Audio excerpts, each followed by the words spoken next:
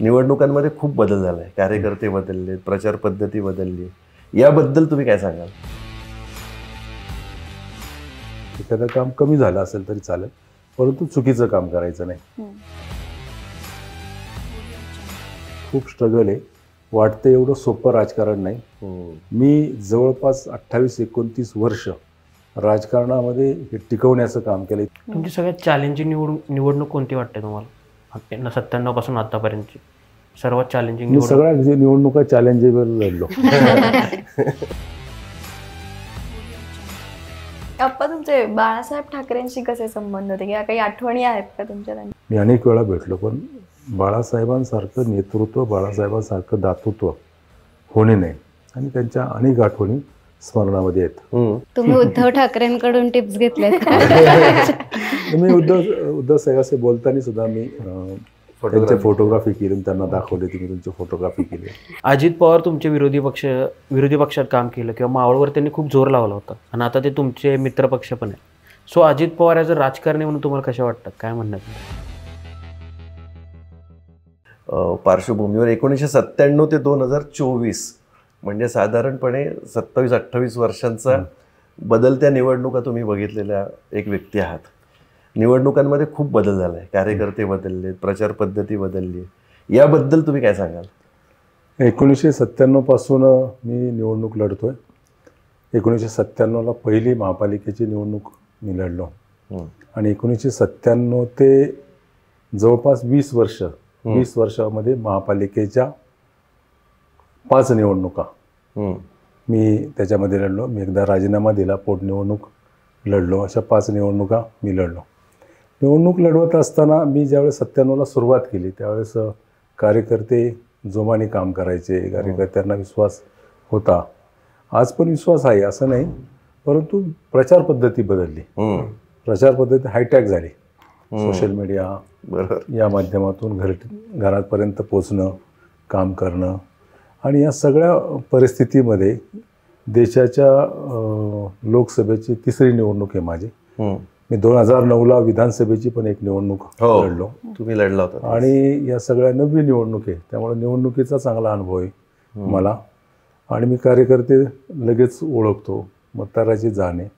प्रत्यक्षपणे जाऊन मतदाराला आपण केलेलं काम पटवून देणं आणि मतदारामध्ये राहून तो अंदाज घेणं, आणि त्या माध्यमातून गेल्या अनेक निवडणुकीमध्ये मी सक्सेस झालेलो आहे. माझा एवढा स्टडी आहे या निवडणुकीमध्ये की मी बूथ वाईज किती मतदान होणार आणि बूथ वाईज किती मतदान पडेल हे मी निवडणुकीच्या मतदान आणि निकालाच्या मधल्या गॅपमध्ये मी अगोदर सांगतो. हे इंटरेस्टिंग आहे. हे इंटरेस्टिंग आहे. म्हणजे शेवटी हे पण एक शास्त्र आहे ना. आणि बूथ वाईज म्हणजे मला हे फारच आवडलं की प्रत्येक मायक्रो मॅनेजमेंट इलेक्शनची आहे. आपण काम करतो ना, जनमानसामध्ये जाऊन काम करतो ना, ती माणसं आपल्याबरोबर किती आहे आणि किती ते मतदानामध्ये उतरतात हे मात्र त्या माध्यमातून मी पाहत आलेलो आहे. आणि मला याचा एक अंदाज येतो. साधारण मी या मतदारसंघातून निवडणूक लढवत असताना कोणत्या विचाराचा मतदार आहे, अच्छा, तो मतदार कोणत्या विचाराचा आहे, त्या ठिकाणची परिस्थिती सध्याची काय आहे, आणि ती परिस्थिती पाहता तो मतदार आपल्याबरोबर किती, आपल्या कार्यकर्त्याचा अंदाज घेऊन पूर्ण प्रचाराच्या दौरान कार्यकर्त्याचा सातत्यानं अंदाज घेतो. आणि अंदाज घेऊन तो ठरवतो की या बूथवरती 600 मतदान पडलेले, म्हणजे बूथमध्ये 600, 1000पैकी 600 मतदान झालेले. तर 600 मध्ये मला किती पडतील, 300 पडतील का 200 पडतील, याचा अंदाज मी अचूक, याचा अभ्यास तुमचा. Yes yes. 97 पासून मतदारांमध्ये काय फरक जाणवतो का तुम्हाला? 97 सालचा मतदार आणि आता जो मतदान करणार आहे तो मतदार? मतदार तोच आहे. ओके. पिढी बदलली. हां. सो नवीन पिढीनुसार काय मागण्या जास्त? नवीन पिढी आली. नवीन पिढी जे स्वतः अंगीकृत करतं की वाचतं रोज सोशल मीडियाला जे येतंय राजकीय व्यक्तींविषयी किंवा भ्रष्टाचाराविषयी, तर या बाबतीमध्ये त्या तरुणांना असं वाटतं की राजकारणामध्ये खूप काही बाकी सोर्सेस आहेत आणि त्या माध्यमातून त्यांचा अँगल बदललेला आहे. परंतु मतदार असाही एक वर्ग आहे की तो सातत्यानं तो वर्ग देखील पाहतो की याच्यामध्ये देशाची प्रगती असेल, राज्याची प्रगती असेल, स्थानिक केलेलं विकास काम असेल, तो देखील पाहतो. सगळ्याच गोष्टी तऱ्हेतऱ्हेचा मतदार असतो. या मतदारामध्ये बराचसा बदल खरं तर आपल्याला पाहतो. आज तरुणांची संख्या राजकीय दृष्टिकोनाची पाहता विकासात्मक मुद्दे तो तरुण जास्त आत्मसात करतो. विकासात्मक मुद्दे आणि हायटेक यंत्रणा झाली. आज तुम्हाला सोशल मीडियाच्या, गुगलच्या माध्यमातून, फेसबुकच्या माध्यमातून, इंस्टाग्रामच्या माध्यमातून कोण काय करतं हे तात्काळ समजतं आणि त्या माध्यमातून तो तरुण देखील त्याचा आकर्षित होतो. तर तुमचं कधी असं होतं का की तुम्ही आता इंस्टाग्रामवर तुमचा अकाउंट आहे वगैरे, की तुम्ही असे व्ह्यूज बघितलेत, अरे ह्याला तर मला खूप चांगले व्ह्यूज झाले किंवा लोकांनी कमेंट्स केल्यात वगैरे, सो असं बघणं होतं किंवा का? असं फॉलोअर्स वगैरे चेक करता का, वाढले का फॉलोअर्स? मी नेहमी चेक करतो. खरं तर मला ती आवड पण आहे. आणि तिथे फॉलोअर कोणी कॉमेंट केली, कोणी एखादा चुकीची पण कॉमेंट करतो, तर मी माझ्या ऑफिसला सांगतो की बघ रे भाऊ काय त्याचं त्यांनी कॉमेंट्स केली तर त्याचं माहिती घे किंवा का केली किंवा राजकीय दृष्टिकोनातून केली हे पण पाहतो. हे लोक डायरेक्ट कमेंट करू शकतात. तुम्हाला चांगला बदल वाटतो की लोकांच्या उगीच जास्त पावर गेली असं वाटतं तुम्हाला? नाही, मग तुम्हाला सांगतो त्याच्यामध्ये काही रिकाम टेकडे असतात ते या माध्यमातून करतात, पण बहुधा चांगली लोक याचा वापर चांगला देखील करतात या सगळ्या सोशल मीडियाचा. आणि माझ्या कॉमेंट बॉक्समध्ये शक्यतो चांगल्याच कॉमेंट येतात, वाईट कॉमेंट शक्यतो येत नाही. आणि त्याचा वापर माझ्या दृष्टिकोनातून मला असं वाटतं की तो वापर चांगला होतो, लोकांपर्यंत आपण पोचतो, आपण केलेले काम. मावळ लोकसभा मतदारसंघ हा जवळपास बघा पुण्यापासून तर घारापुरी बेट, गेटवे ऑफ इंडियाच्या समोर एलिफंटा क्यूज इथपर्यंत तो गेलेला आहे. कोस्टल एरिया, उरणचा, JNPT पोर्ट, नवीन होणारं एअरपोर्ट, माथेरानसारखं हिल स्टेशन, लोणावळा खंडाळासारखं हिल स्टेशन आणि या माध्यमातून वेगवेगळा मतदार, 2 जिल्ह्याला जोडणारा लोकसभा मतदारसंघ, मतदार देखील वेगळा आहे. घाटाखाली गेलं तर तो मतदार थोडा वेगळ्या विचाराचा आहे, वरती आलो तर तो वेगळ्या विचाराचा आहे. आणि ह्याची सांगड घालण्याचं काम मी गेल्या 10 वर्षामध्ये केलेलं आहे आणि अचूकपणे मी त्या मतदाराला पण हेरलेला आहे. आणि ते कामाला महत्त्व देतात. हा भेटतो का माणूस, काम करतो का, फोन उचलतो का? 98% मी फोन उचलतो. बापरे. आणि मोबाईलचा जन्म झाला तेव्हापासून मी मोबाईल नंबर बदललेला नाही. जो नंबर घेतलाय तो नंबर तोच आहे आणि मोबाईलचा नंबर तो. आणि मी शक्यतो फोन सर्वांचे घेतो. माझा फोन कधी तुम्हाला बंद आढळणार नाही आणि माझ्या फोनला मी रिंग ठेवलेली नाही. म्हणजे मला टिक आवाज आला तरी रात्री झोपत सुद्धा मला कळतं फोन आलाय. बापरे. किती फोन येतात असे अंदाजे? रोज 200-300 फोन येतात. बापरे. आता मी तुमच्या बरोबर बसलो, फोन दुसऱ्याकडे, एवढे मिस कॉल येतील, चेक करतो, परत त्यांना फोन करायला लावतो. अच्छा, म्हणजे प्रत्येकाला तुम्ही अटेंड करता? प्रत्येकाला अटेंड करतो. 98%, 1-2% नाही. तेवढं तर साहजिक आहे. बरेचदा असं होतं की लोकांना कळतच नाही की नगरसेवक, आमदार, खासदार कळत नाही किंवा लोकांची मागणी असते की माझी आता ही अडचण आहे तर पूर्ण करावी. त्याची काही विचित्र अडचण आली की तुम्हाला असं झालं की अरे हे खासदाराचं काम नाही पण तुम्हाला आता करावं लागलं की त्याचा फोन आलाय म्हणून? नाही, आम्हाला आज सुद्धा, मी नगरसेवक होतो, नगरसेवक लाईट गेली 5 मिनिटं तर लगेच फोन करतात लाईट गेली, गटर तुंबलं. मला आज सुद्धा फोन करतात गटर तुंबलंय. परेश रावल खासदार होते आमच्या बरोबर 16व्या लोकसभेमध्ये. परेश रावल माझे चांगले मित्र. आम्ही बसलो होतो एकदा सेंट्रल हॉलला आणि त्यांना फोन आला की अरे नाला जाम हो गया. तर तो नवीनच निवडून आले होते, 6 महिने झाले ते. ये भी काम मेरा है क्या? ये भी काम मेरा है. पण मग हे डिफरन्शिएट कसं करायचं? म्हणजे नगरसेवकाचं काम नाही, काय? त्या माणसाचं समाधान करायचं. आपण लोकप्रतिनिधी, मी नगरसेवक आहे का, मी खासदार आहे, मी खासदार आहे, माझं काम आहे, नाही हे असं नाही म्हणून मी त्याचं समाधान करतो. मी काय करतो, त्याचा नंबर माझ्या PA ला पाठवतो. मी PA ला सांगतो की ह्याचं काम आहे, कुठं गटर तुमलं, अधिकाऱ्याला सांग ते काम कर. तर या पद्धतीने काम करावं लागतं. त्याला काही, त्या मतदाराला तुम्ही कोण आहे त्याचं काही पडलं नाही, त्याला काही त्याचं घेणं देणं नाही. त्याला माझं काम झालं पाहिजे आणि त्या कामाला तो प्राधान्य देत असतो. आणि मग त्याचं काम जर मी केलं नाही तर तो म्हणून तुम्ही खासदार असून काय उपयोग आहे तुमचा, माझं काम करू शकत नाही. बरोबर. त्याच्या पलीकडे जाऊन पण डिफरन्शिएट ह्याच्यासाठी पण महत्वाचं नाही की लोकांना पण कळलं पाहिजे की खासदारांची काही कामं आहेत जी लोकांना पण माहित पाहिजेत आणि ह्या कामांवरच तुम्ही तुम्हाला खासदारांची अशा पद्धतीने जर लोकांना आपण सांगायला गेलो आम्ही तुम्हाला निवडून दिलाय, काम करण्यासाठी दिलाय, ठीक आहे मग पाहू दुसऱ्या वेळेस. मतदाराला आपण जास्त काय शिकवायचं नाही की बाबा हे काम माझं नाही, हे काम माझ्याकडून होणार नाही, असं नाही. ते काम मी करतो, जे काम आहे ते मी करतो, ही भूमिका आपण ठेवली जाते. मी नेहमी सांगतो, माझ्या भाषणातून पण सांगतो की माझं ऑफिस म्हणजे डॉक्टरची ओपीडी असते तसं आमचं ऑफिस आहे ओपीडी. सगळ्या प्रकारचे तक्रारदार येतात आणि त्या सगळ्या प्रकारच्या तक्रारदाराला त्याचं निराकरण करणं हे आमचं काम आहे. तुम्ही आप्पा म्हणून फेमस आहात. म्हणजे आम्ही आता पुण्यात म्हणजे प्रभात रोडवरून आलो तर आमचे जे कॅब ड्रायव्हर होते तर त्यांना आम्ही जस्ट लोकेशन पाठवलं तर त्यांना लोकेशनवरनं कळलं आणि ते म्हणले की आप्पांकडे जायचंय का. म्हणलो हो त्यांच्याकडेच जायचंय. तर तो पुण्यातला ड्रायव्हर असेल मे बी तरी पण तो आप्पा म्हणून तुम्हाला ओळखतोय.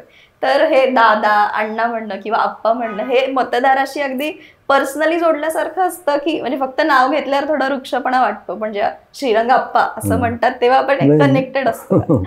मुळामध्ये मला ते घरातून नाव मिळालं माझ्या आणि घरातून सगळे मला त्या नावाने हाका म्हणजे बोलायचे. पुढे मी नगरसेवक झालो. वार्डामधले नागरिक जवळचे कार्यकर्ते मला त्याच नावाने बोलू लागले आणि ते नावाने बोलू लागल्यानंतर पुढे माझं नाव श्रीरंग आप्पा घेऊ लागले. सगळे आप्पा आप्पा बोलू लागले आणि मी लोकसभेचा सदस्य म्हणजे निवडणुकीला पहिल्या उभा राहिलो. त्यावेळेस मी म्हणलो माझं नाव जर मी आप्पा टाकलं नाही तर मतदारापर्यंत समजणार नाही त्या नावाने. आणि मग मी माझ्या बॅलेट पेपरवरती पण तेच टाकलं नाव. म्हणजे ऑफिशियली नाव श्रीरंग आप्पा बारणे असं आहे का? माझं ऑफिशियली नाव बॅलेट पेपरवर श्रीरंग आप्पा बारणे असंच लिहिलेलं आहे. आणि लोकसभेमध्ये सुद्धा मला सगळे आप्पाच म्हणतात, सहजतेने नाव घेता उच्चारता येतं. मोदीजी काय म्हणतात तुम्हाला? बारणेजी. बारणेजी. मोदीजींकडे तुम्ही तुमची फॅमिली भेट झाली होती मोदीजींबरोबर? मोदीजींना मी अनेक वेळा भेटलो, खरं तर अनेक प्रश्नांच्या संदर्भात भेटलो. आणि माझी सून म्हणजे माझा नातू लहान होता आणि ते माझी फॅमिली म्हणले की मोदीजींना भेटायचं. अच्छा. आणि मग मी रिक्वेस्ट टाकली, मग ते त्यांनी भेटायला संधी दिली आणि मग ती माझी भेट परिवाराबरोबर झाली. अरे वा. कारण सोशल मीडियावरती बरेचसे आम्ही ते फोटो पाहिले होते. मोदीजींचं आणि तुमचं 10 वर्षाचं असोसिएशन आहे. म्हणजे 2014 पासून तुम्ही पण 2014ला खासदार झालात. 10 वर्ष आज खासदारकीची आहेत. तर एक आपण असं म्हणतो ना की 10 वर्षानंतर एक अँटी इन्कम्बन्सी येते असं राजकारणात म्हटलं जातं. तुम्हाला तर जास्त अनुभव आहे. तर तुम्ही आता प्रचार करत फिरताय आजही एवढ्या सगळ्या व्यस्त याच्यामध्ये थोडासा वेळ काढून तुम्ही आमच्याशी गप्पा मारताय. तर लोकांची भेटताना तुम्हाला काय फील येतोय? नाही, लोक बघा कुठलाही मतदार हा तोंडावरती काही बोलत नाही किंवा तुमच्याविषयी असं आहे किंवा, परंतु मी फिरताना एवढंच वाटतं माणूस चांगला आहे, काम करणार आहे, यांच्याकडून कुठल्याही प्रकारचं चुकीचं काम झालं नाही. आणि मी ते माझं स्टेटस पाळलेलं आहे जीवनामध्ये की एखादं काम कमी झालं असेल तरी चालेल, परंतु चुकीचं काम करायचं नाही.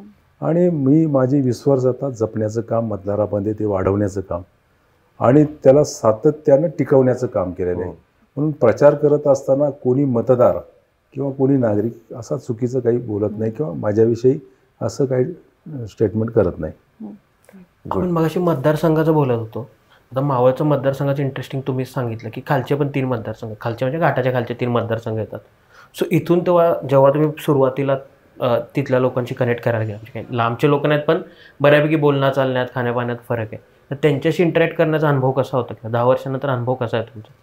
नाही, लोक सगळी चांगलीच असतात. आपण चांगले असेल तर लोक समोरचाही चांगलाच.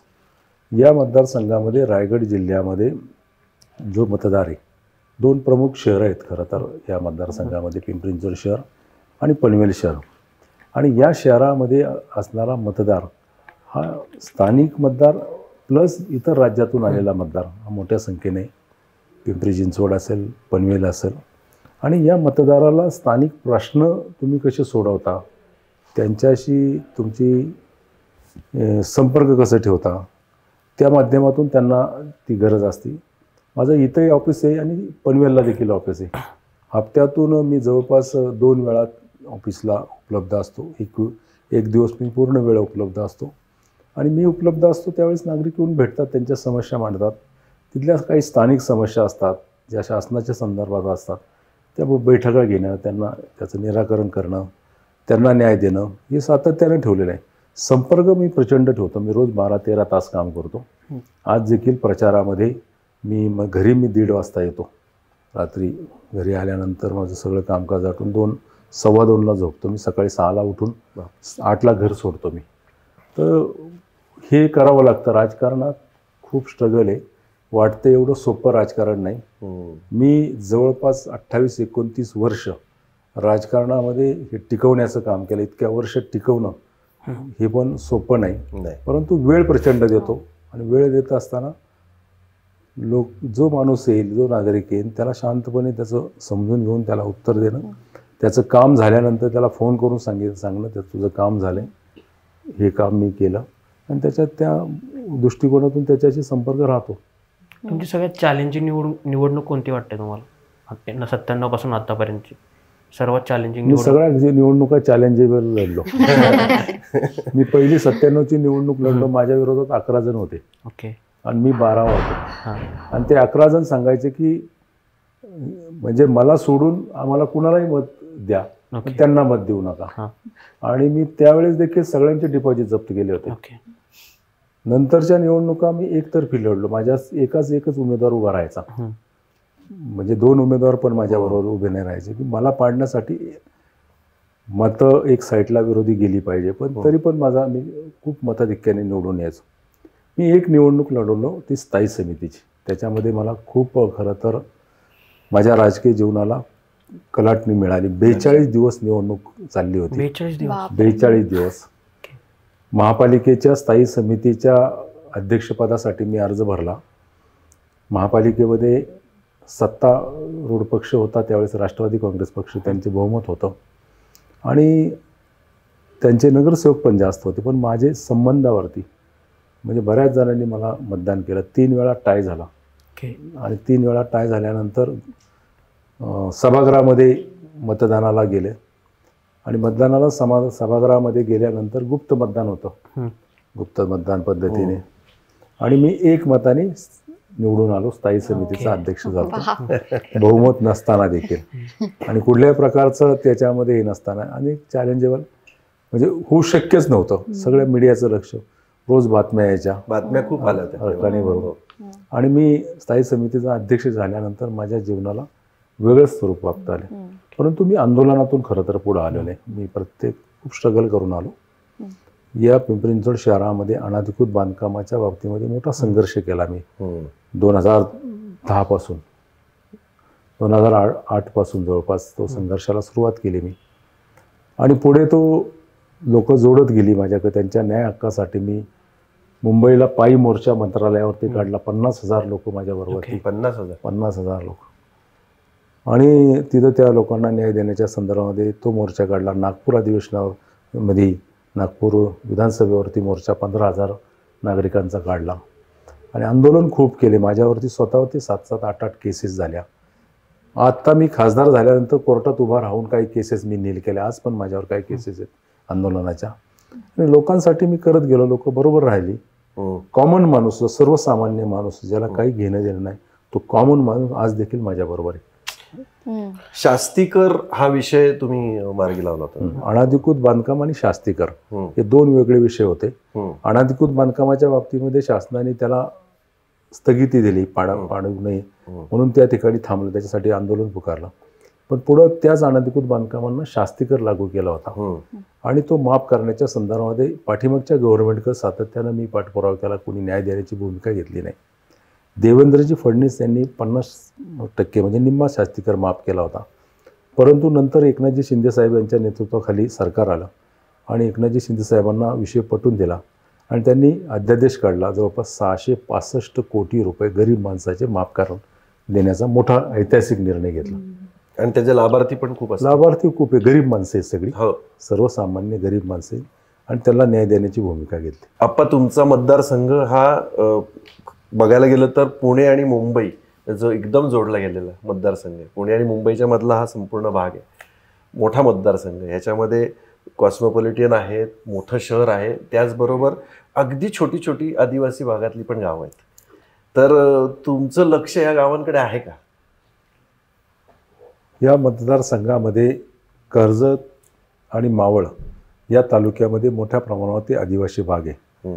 जो आदिवासी नागरिक फॉरेस्टच्या जागेवरती वन खात्याच्या जागेमध्ये बसलेला आहे, गेले अनेक वर्षापासून बसलेला आहे, तो आज नाही बसलेला. आणि त्यांना कुठल्याही प्रकारच्या सुविधा, खरं तर तो फॉरेस्टच्या जागेमध्ये असल्यामुळं कुठल्याही प्रकारच्या सुविधा मिळाल्या नाही. स्वातंत्र्यानंतर अशा गावांना लाईट, वीज, पाणी, अशा रस्ते, अशा प्रकारच्या सुविधा आहे. माझ्याकडं कर्जतमध्ये तुंगी, भागूची वाडी अशी गावं आहेत. ज्या गावामध्ये 50 कुटुंबाची वस्ती, 100 कुटुंबाची वस्ती. आणि जनरली हा मतदारसंघ 25 लाख मतदाराच्या वरती मतदारसंघ आहे. आणि या मतदारसंघामध्ये 50 मतं, 100 मतं, 200 मतं जे वाड्या वस्ती म्हणजे दुर्गम भागामध्ये बसलेले, आणि त्याच्याकडं मताच्या राजकारणामध्ये दुर्लक्ष होत होतं. बरोबर. अनेक वर्ष. आणि मी साधारण दौऱ्याला जात असताना मला एकदा ते वरून डोंगरावरून उतरून सगळं कुटुंब आले माझ्याकडं, 50 लोक, आणि त्यांनी मला भेटले की आमच्या इथे लाईट नाही, रस्ते नाहीत, ते काम मार्गी लावा. मी आपलं जनरली त्यांचं पत्र साधं एका वहीच्या पानावरती हाताने लिहिलेलं होतं, कोणीतरी शाळेतल्या मुलांनी लिहिले असेल असं वाटलं मला. आणि मी वाचलं आणि म्हणलं ठीक आहे, करतो. तर संध्याकाळची वेळ होती, 5, 5:30, 6 वाजले होते. दिवस मावळतीला आला होता. माझा परतीचा प्रवास होता. आणि ते म्हटले, एक जण असा थोडा झिंगत आला होता. त्यांनी मला म्हटलं की ठीक आहे, म्हणले लय आलं, म्हणलं लय गेलं, तुम्ही केलं तर केलं, नाही तर तुम्ही गेलं. अरे वा. मला तो शब्द लागला त्यांचा. आणि मी म्हणलं ठीक आहे, काम करायचं. माझा तिथला कार्यकर्ता होता दिनेश भोईर म्हणून. मी त्याला म्हटलं, दिनेश ती माहिती घे सगळी, आपल्याला काय करावं लागेल. आणि त्यांनी माहिती काढली सगळी, आदिवासी भागामध्ये तो काम करतो.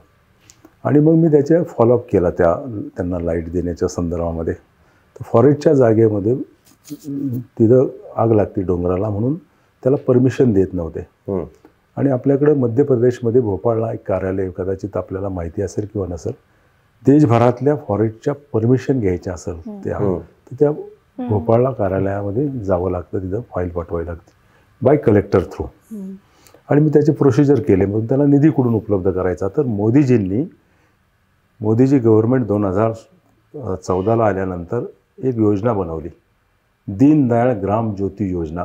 आणि त्याच्या माध्यमातून ग्रामीण भागातल्या म्हणजे लोकांना, आदिवासी ग्रामीण भागामध्ये खेडोपाडी लाईट पोचवण्यासाठी थेट सेंटरचा निधी येतो.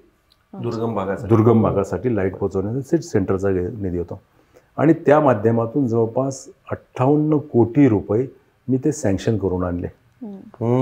आणि त्या दुर्गम भागामध्ये आपण लाईट पोचवण्यासाठी परमिशन घेतल्या. 2-2.5 वर्ष मला त्याच्यामध्ये गेले. आणि त्या परमिशन घेतल्यानंतर त्या भागामध्ये लाईट पोचवली. त्यांच्या जीवनामध्ये कधी त्यांनी लाईट बघितली नव्हती घरामध्ये. तो उजळ किंवा ती लाईट देण्याचं काम, मोठं काम माझ्या जीवनामध्ये. मला विचारतात कुठलं काम, पत्रकार म्हणून कुणी तुमच्या जीवनामध्ये काय मोठं काम केलं, तर मी सांगतो माझ्या जीवनामध्ये त्या गरीब माणसाच्या घरामध्ये लाईट लावण्याचं काम, त्याचा दिवा पेटवण्याचं काम मी केलं. वाह, क्या बात आहे. आप्पा, तुमच्याकडे आता निधीचा तुम्ही मेन्शन केला, तर खासदाराकडे एक निधी दिला जातो सेंटरकडून, तर तो साधारण किती असतो असा आम्हाला सगळ्यांना एक प्रश्न पडतो. खासदारांना तसं आहे ना, थेटपणे खासदारांना कुठला निधी मिळत नाही. एकच निधी येतो, खासदार स्थानिक विकास निधी. तो 5 कोटी रुपये वर्षाकाठी येतो. आणि तो 7 विधानसभा मतदारसंघामध्ये द्यावा लागतो. एका आमदाराला त्याच्या एका विधानसभा मतदारसंघासाठी 15 कोटी रुपये मिळतात. आणि खासदाराला 6 विधानसभा मतदारसंघासाठी 5 कोटी रुपये मिळतात. आणि त्या 5 कोटीमध्ये समाज मंदिर, स्मशानभूमी, काही असे धार्मिक सेड किंवा छोटे मोठे रस्ते गल्लीतले हे करण्याच्यासाठी निधी. तो थेट आमच्याकडे येत नाही, खरं खासदारांकडे येत नाही. खासदारांना थेट खर्च करण्याचा कुठला अधिकार नसतो, फक्त ती कामं सुचवण्याचा अधिकार असतो. तो निधी येतो कलेक्टरला, डिस्ट्रिक्ट लेवलला कलेक्टरला येतो. कलेक्टरला एक DPO असतो, डेव्हलपमेंट अधिकारी असतो. त्याच्याकडे तो निधी आल्यानंतर तो प्रस्ताव आम्ही त्यांच्याकडे पाठवतो. ते निविदा काढून, टेंडर काढून तो खर्च करण्याचं काम करतात. तसा थेटपणे खासदारांना निधी नव्हतो. केंद्र सरकारच्या अनेक योजना हम्म. ह्या थेटपणे राज्य सरकारकडे येतात अच्छा. आणि राज्य सरकार त्या योजनेची अंमलबजावणी करतो. हम्म. जसा खासदाराला थेट खर्च करण्याचा, थेट योजना राबवण्याचा अधिकार नाही. हम्म. अमृत भारत योजना असतील, पंतप्रधान आवास योजना असतील, हम्म. ज्या हर घर जल ही योजना पंतप्रधान सन्माननीय नरेंद्र मोदी यांनी सुरुवात केली, ती योजना असेल. त्यामुळे ह्या सगळ्या योजना राज्य सरकारच्या माध्यमातून राबवल्या जातात. केंद्र सरकारकडून किंवा केंद्राकडून तुम्हाला तुमच्या मागणीनुसार निधी भेटला का तुम्हाला? कारण राज्यात तर पूर्ण सरकार बदललं निधी म्हणून. नाही, केंद्रीय मंत्रिमंडळामध्ये जे मंत्री असतात, समजा आता मी तुम्हाला उदाहरण म्हणून सांगतो. माझ्या मतदारसंघामध्ये पनवेलपासून JNPTला जाणारा मार्ग होता की ज्या मार्गावरती 25 किलोमीटरच्या मार्गावरती 4-5 तास कंटेनर थांबत होते. मी गडकरीजी मंत्री होते, मी गडकरीजींना, नितीनजी गडकरींना प्रस्ताव दिला. त्यांनी त्या ठिकाणी 2,200 कोटी रुपये केंद्र सरकारच्या त्या रस्त्याकरता टाकले. 8 लेनचा रस्ता झाला. आज तुम्ही जर मुंबईला गेला, जो अटल सेतू, जो समुद्र पूल, भारतातला पहिला 22.5 किलोमीटरचा समुद्र पूल, तो तयार केला गेला. आणि तो पूल देखील त्याच रस्त्याच्या, त्याच मार्गावरती, ज्या ठिकाणून कंटेनर महिन्याकाठी 35,000 जात होते, तर 1.5 लाख कंटेनर आता जातात. आणि तो देशाच्या आर्थिक सुबत्ता वाढवणारं एक मोठं काम माझ्याकडून झाले. नाही, खूपच मोठं. आणि आम्हाला स्वतःला, आम्ही स्वतः त्याचे लाभार्थी आहोत. म्हणजे मंत्रालयात जाताना किंवा मुंबईला जाताना आमच्यासारखे अनेक हजारो लोक रोज जात असतील आणि जाताना ते थँक्यू म्हणतो आम्ही त्या पुलावरून जाताना. गव्हर्नमेंटला थँक्यू म्हणतो आणि तुमच्या मतदारसंघात तुम्हाला थँक्यू. केंद्रीय मंत्रिमंडळाची एक चर्चा झाली मागे काही दिवसांपूर्वी, तुमचं नाव आलं होतं की मंत्रिपदाच्या चर्चेत वगैरे.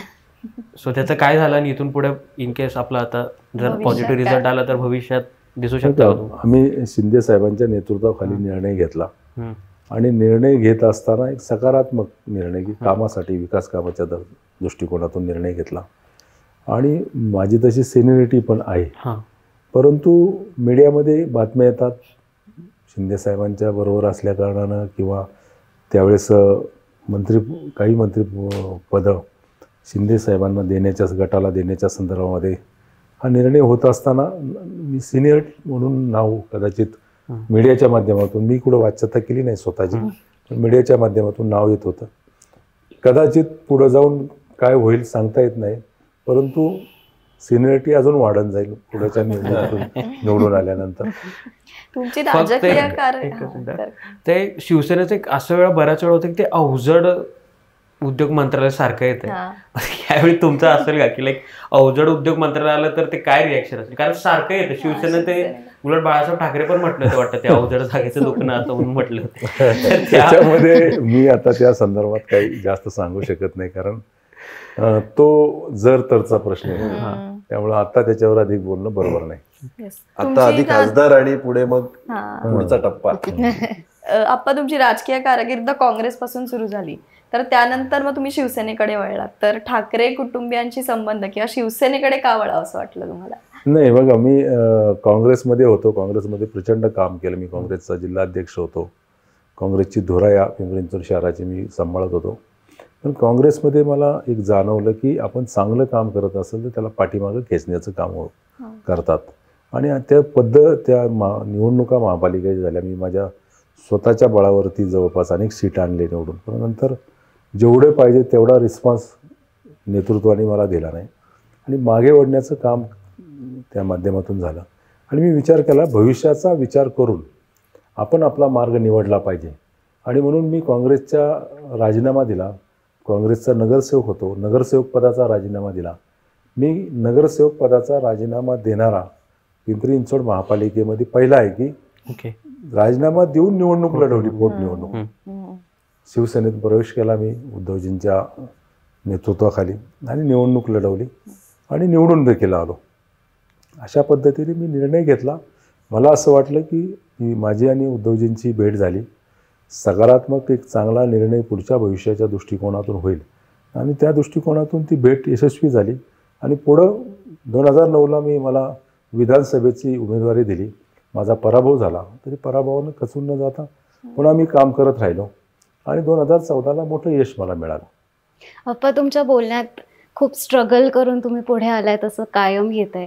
पण काही जण असतात जसं की ॲक्टर्स, ज्यांना थेट ॲक्सेस मिळतो त्यांच्या फेस व्हॅल्यूमुळे, त्यांच्याबद्दल तुमचं काय म्हणणं आहे? बघा, त्याचे स्वतःचं त्याचं नशीब म्हणावं मला, कारण त्याच्या नशिबाने त्यांना मिळालं थेटपणे.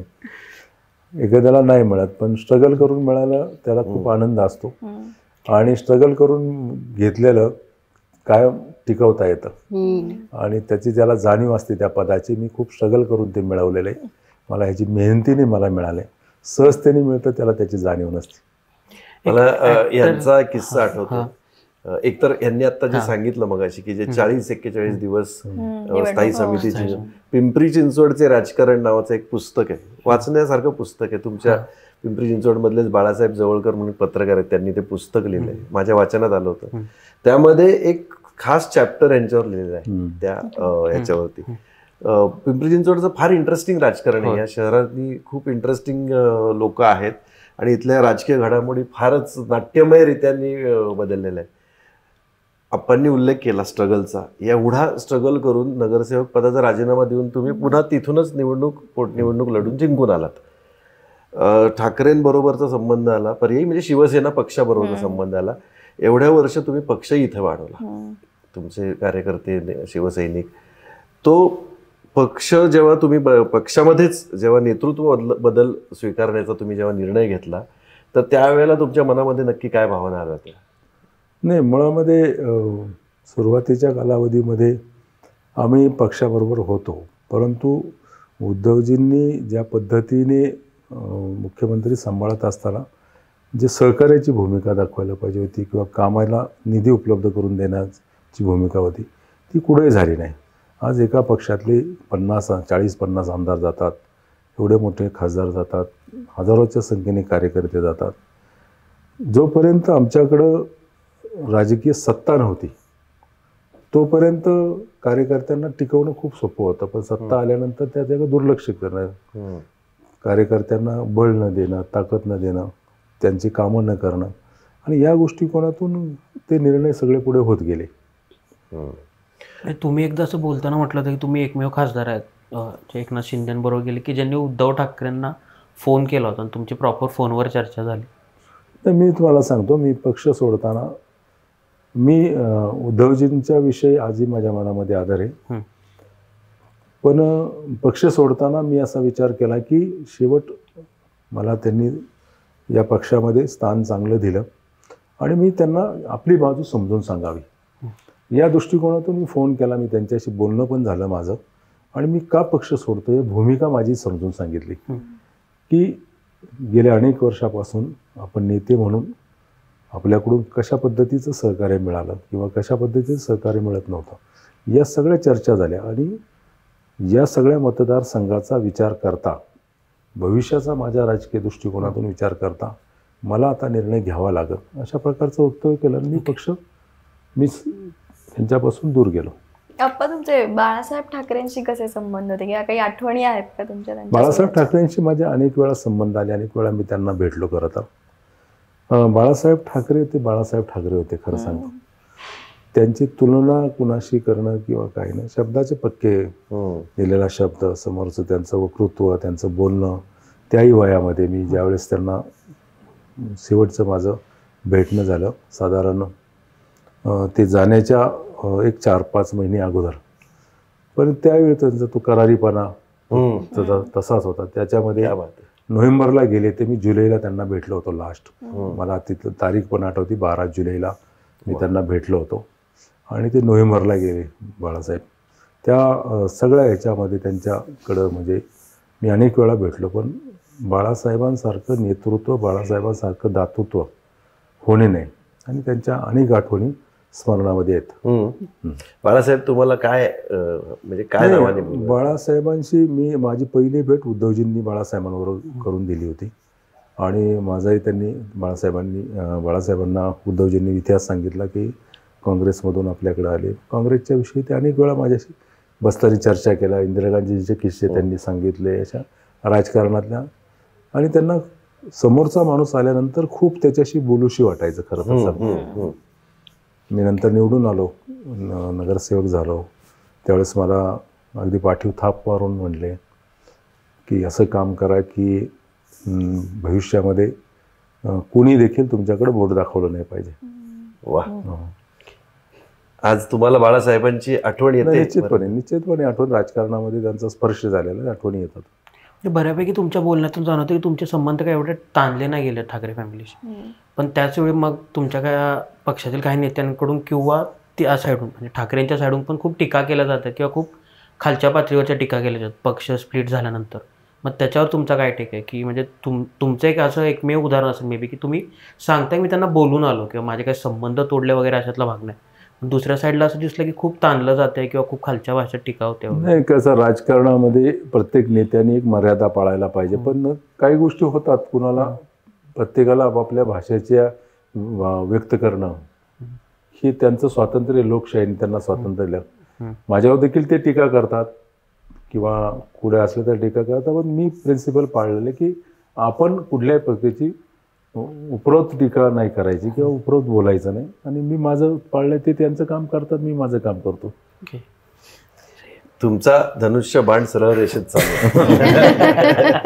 आप्पा, इतक्यातच आम्ही सगळ्या न्यूजमध्ये बघितलं की तुम्ही 10वीची परीक्षा द्यायचं ठरवलं 2 वर्षापूर्वी, इतक्या वर्षांनंतर. तर आम्हाला सगळ्यांना ते खूप नवल वाटलं की तुम्ही इतके एफिशियंट स्पीकर आहात. ऑलरेडी लोकसभेमध्ये तुम्ही इतके मुद्दे मांडले, तुम्ही इतके वेल एज्युकेटेड, वेल रेड आहात स्वतः, पण मग इतक्या वर्षानंतर तुम्हाला असं का वाटलं परत 10वीची परीक्षा ती द्यावी? तर तो किस्सा आम्हाला सांगू शकाल का? मी मुळामध्ये ना, मला वाचनाची, लिखाणाची आवड आहे. मी 4 पुस्तकं लिहिलेली आहेत स्वतः. मी अनुभवलेली संसद हे पुस्तक लिहिलं. अरे वा. मी ज्यावेळेस ते मोदीजींना द्यायला गेलो तर मोदीजी म्हणले की अजून कोणी लिहिलंय काय असं पुस्तक? तर म्हणलं माझ्या वाचनात नाही आलेलं असं पुस्तक कोणी लिहिलंय. त्याच्यामध्ये संसदेचे कामकाज कशा पद्धतीने चालतंय आणि ते समजावं खरं तर सर्वसामान्य माणसाला. एक लोकप्रतिनिधी काम करत असताना त्याला किती स्ट्रगल करावा लागतो, तो मी त्याचे अनुभव त्या पुस्तकामध्ये व्यक्त केलेले. माझा वैभवशाली मावळ, असं मी मावळ लोकसभा मतदारसंघाचा पूर्णपणे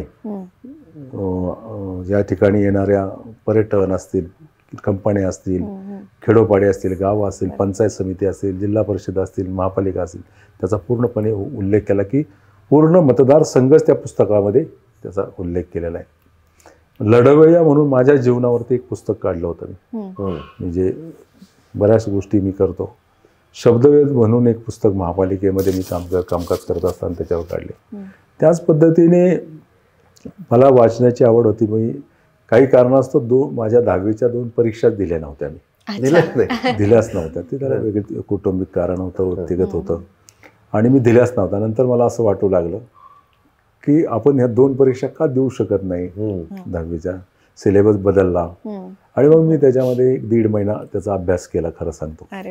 आणि वाचन करायचो, साधारण पेपर द्यायचो, पद्धती समजून घेतली. मी ज्यावेळेस 10वी दिली होती ती पद्धती वेगळी होती, आताची पद्धती समजून घेतली आणि मग मी ठरवलं द्यायची परीक्षा. मला अरे काय करणार परीक्षा देऊन? मी म्हणलो काय, शिक्षणाला वयाची काही नसतं. बरं, आमचे मुख्यमंत्री आता डॉक्टरेट मिळवली त्यांनी. बरं, आणि मला वाटलं म्हणून मी खरं ती परीक्षा दिली, 2 परीक्षा, आणि मी पास झालो त्याच्यामध्ये. विचारतात लोक, पण आता तेही विचारायला दडपण येते. नाही, पण चांगल्या मार्गाने पास झालो. कुठले 2 विषय दिले तुम्ही? मी माझा हिंदी आणि इतिहास हा विषय राहिला होता. परीक्षा दिली नव्हती त्यावेळेस.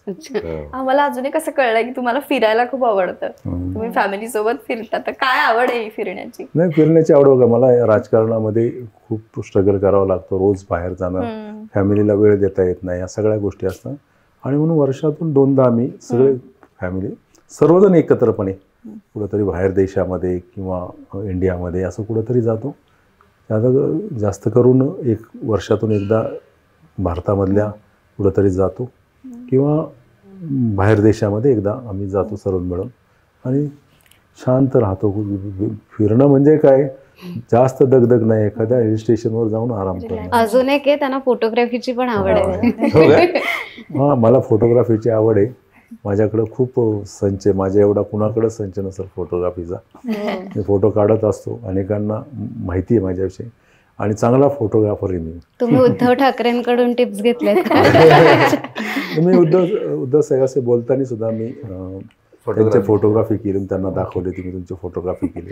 अरे हो, वाव. तुमच्या मतदारसंघात खूप गड किल्ले आहेत, तर तुमची तिथे कधी जाण्याची किंवा सहज गेलायत फिरत फिरत ट्रेकिंग केलं असं काही झालंय का?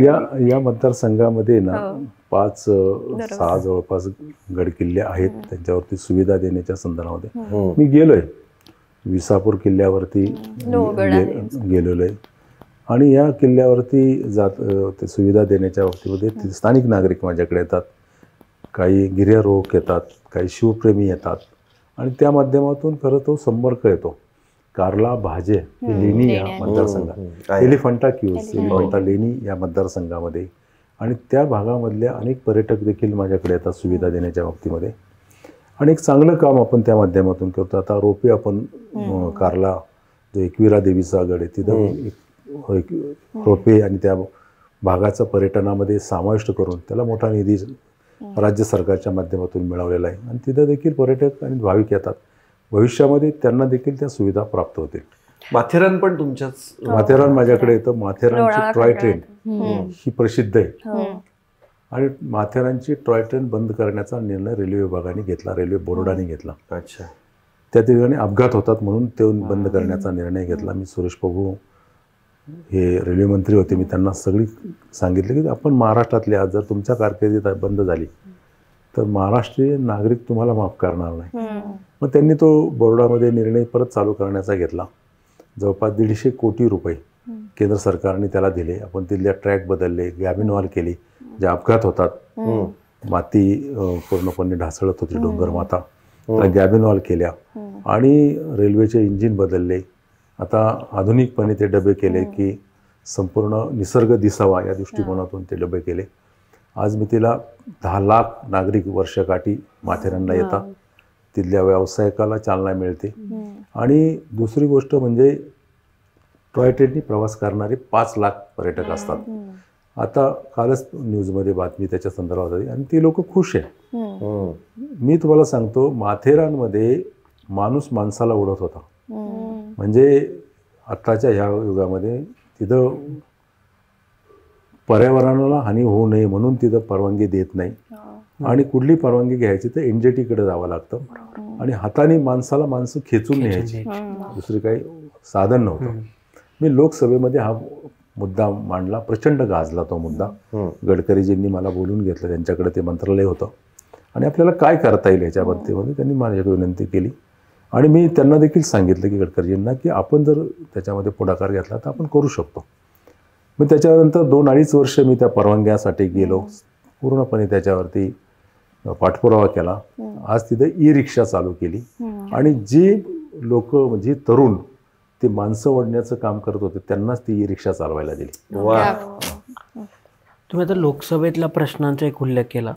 तुमचे प्रश्न खूपच जास्त आले. नॅशनल ॲव्हरेज आम्ही बघितलं की 200 किंवा 250 समथिंग आहे आणि तुमचे जवळपास मागच्या 5 वर्षात 650 काहीतरी प्रश्न झालेले आहेत. मग हे एवढे प्रश्न कसे पडले किंवा असं की काय होतं की एवढे प्रत्येक ह्याच्यात दिसतं की तुमची अटेंडन्स पण आय थिंक 90%च्या वरच राहील, 94%. 94%. तर हे संसदेचे किंवा संसदेतल्या चांगल्या कामगिरीचं जेव्हा येतं तेव्हा तुमचं नाव पूर्ण देशातच असतं लिटरली. तर ते एवढं काय होतं की कामगिरी एवढी सिरियसली घेतली की नाहीत, माझं कामच आहे, काम करायचं म्हणून घेतली, काय नाही? बघा, मी पहिल्यांदा निवडून गेल्यानंतर मला काय करायचं मी समजून घेतलं.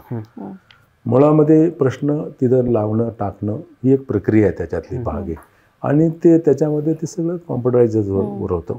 त्याच्यामध्ये कुठल्याही प्रकारचा हस्तक्षेप होत नाही, मानवी हस्तक्षेप होत नाही.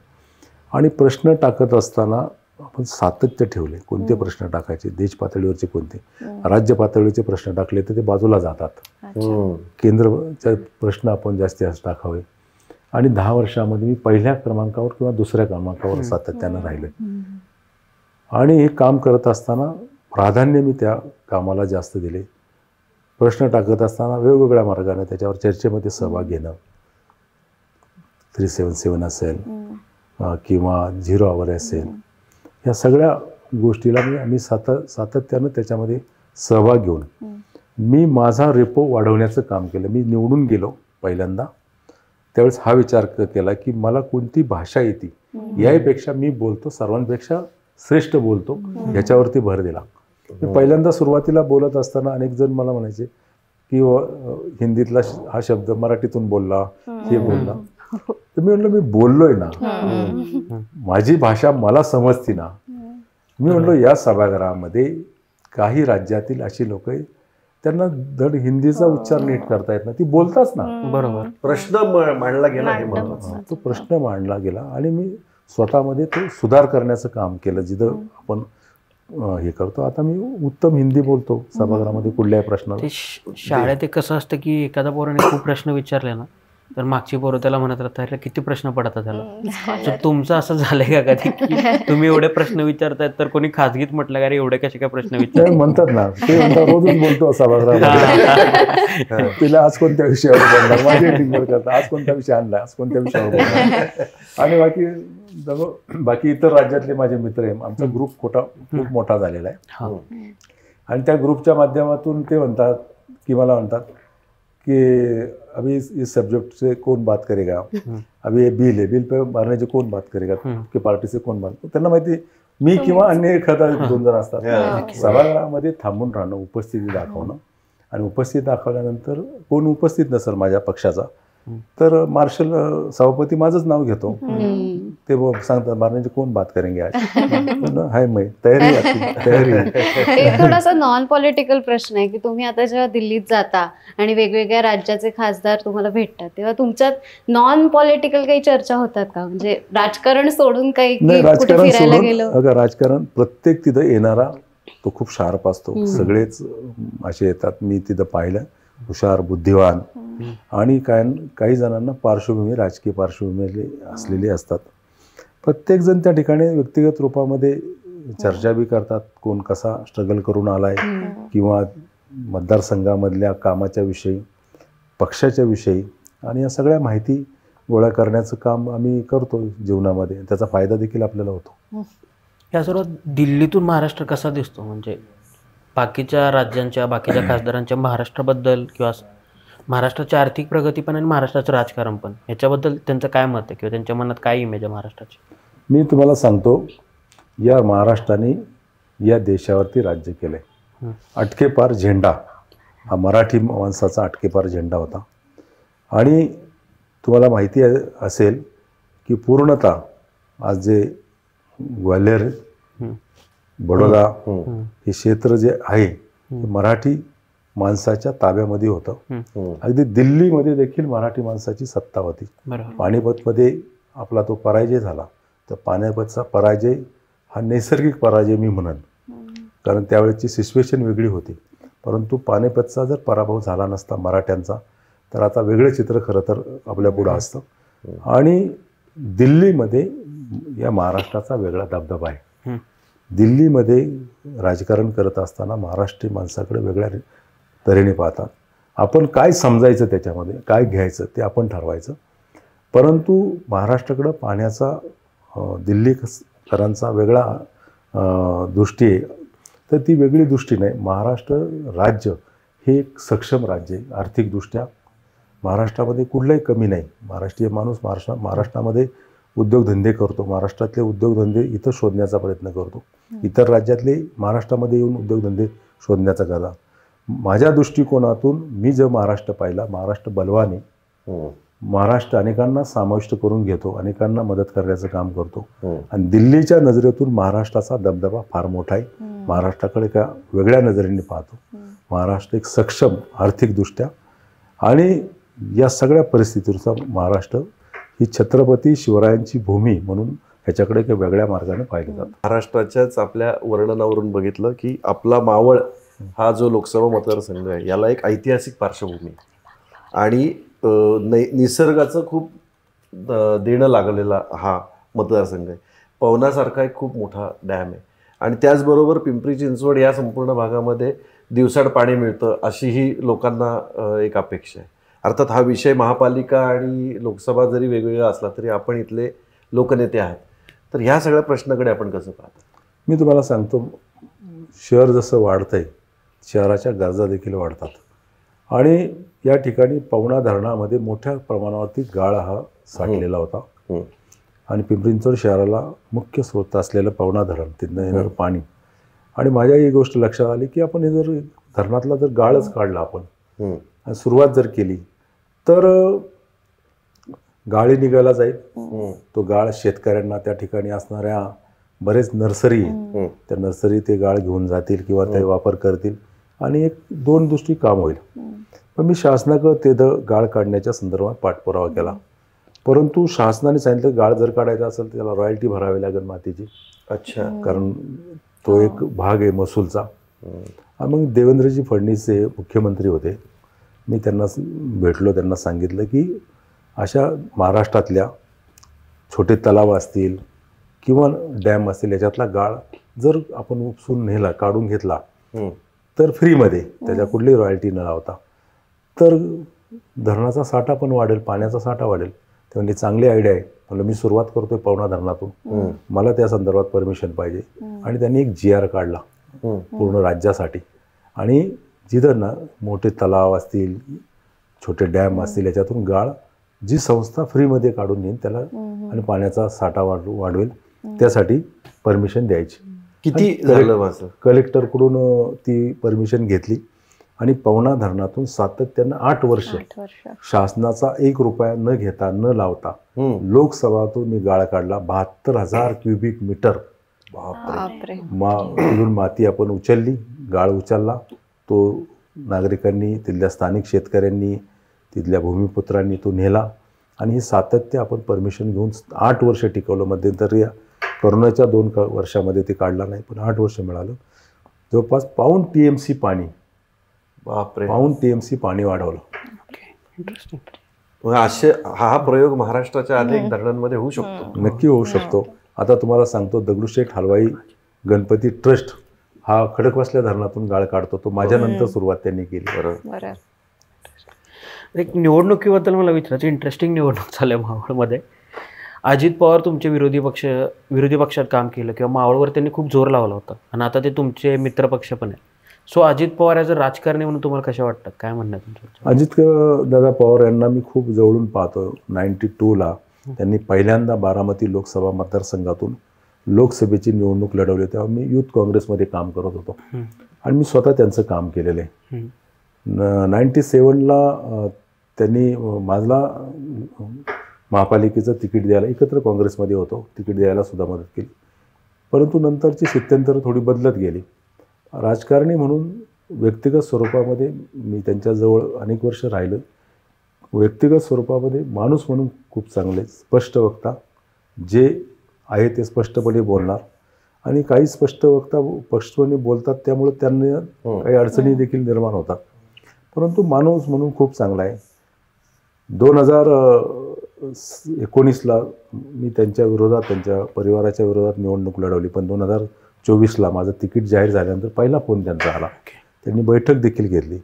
शेवट राजकारणामध्ये ते चालत राहतं, पण राजकारणामध्ये एक चांगला माणूस, चांगली व्यक्ती म्हणून त्यांच्याकडे पाहिलं जातं. राजकारण इंटरेस्टिंग मोडला खरंच आलंय, कारण मागच्या इलेक्शनला तुमच्या विरोधात जे उमेदवार होते आज ते तुमच्यासाठी काम करतायत आणि अशा पद्धतीने एक चांगलं ह्युमन इंजिनिअरिंग. पार्थ पवारांकडे कसं बघता तुम्ही राजकारणी म्हणून? प्रत्येक व्यक्ती किंवा प्रत्येक राजकीय हा वेगवेगळ्या पद्धतीने त्यांच्या स्तरावरती असतो. निवडणुकीपर्यंत त्यांचा माझा संबंध आला, नंतरच्या कालावधीमध्ये कधी आला नाही. परंतु व्यक्ती म्हणून चांगले आणि आता देखील त्यांच्या मातोश्रीच्या प्रचारामध्ये ते सहभागी आहेत. श्रीरंग बारणे यांच्याशी खरं तर खूप जास्त गप्पा मारायच्यात, पण तुमच्या प्रचाराची धावपळ आणि त्या धावपळीतून आज तुम्ही मतदारसंघासाठी म्हणजे महाराष्ट्राच्या राजकारणामध्ये की कुठलाही शब्द जाऊ शकतो, पण मावळा हा शब्द कधी जाऊ शकत नाही. आणि तो मावळा जो ज्या महाराजांचा आहे, त्या छत्रपती शिवाजी महाराजांचा पदस्पर्श लाभलेला हा मावळ लोकसभा मतदारसंघ, गेले 10 वर्ष तुम्ही खासदार आहात. मी तुम्हाला शुभेच्छा देतो, सदिच्छा देतो आमच्या सर्व आरपार कॅफे टीमतर्फे की 2029च्या निवडणुकीच्या 2 महिने आधी तुम्ही आम्हाला वेळ द्या, म्हणजे आपल्याला जरा निवांत गप्पा मारता येतील आणि तुम्ही मेंटली रिलॅक्स असाल. पण तुम्हाला खूप साऱ्या शुभेच्छा. आमच्या या चॅनलच्या माध्यमातून तुम्ही तुमच्या मतदारांना तुम्ही निवडून येण्याचं आव्हान करून देऊ शकता. नक्कीच आज तुमच्याशी गप्पा शेअर करताना मला आनंद वाटला. मी लोकसभेच्या निवडणुकीला सामोरं जात असताना माझ्या प्रचारातून वेळ काढून तुमच्याशी मी चर्चा करतो आहे, परंतु तुमच्या माध्यमातून मतदारसंघातील तमाम मतदाराला एक सांगेन की गेल्या 10 वर्षामध्ये मावळ लोकसभा मतदारसंघातली मी केलेली कामं आपण माझ्या पत्रकातून विकास पर्व त्याचबरोबर परिचय पत्रकातून तुमच्यासमोर आले असेल. नक्कीच तुम्ही वाचा. आपण या मतदारसंघासाठी अनेक निर्णय महत्त्वाकांक्षी घेतलेले आणि आगामी कालावधीमध्ये देशामध्ये पंतप्रधान सन्माननीय नरेंद्र मोदीजी यांच्या नेतृत्वाखाली केंद्रामध्ये एक सक्षम सरकार येणार आहे आणि त्यासाठी तुमचा लोकप्रतिनिधी म्हणून पुन्हा एकदा देशाच्या लोकसभेमध्ये पाठवण्यासाठी तुमची मदत पाहिजे. तुम्ही मला मदत कराल अशी आशा व्यक्त करतो. धन्यवाद. आरपार हा चॅनल आपण निश्चित पाहत असाल तो जास्तीत जास्त सबस्क्राईब करा आणि जास्तीत जास्त लाईक करा. धन्यवाद.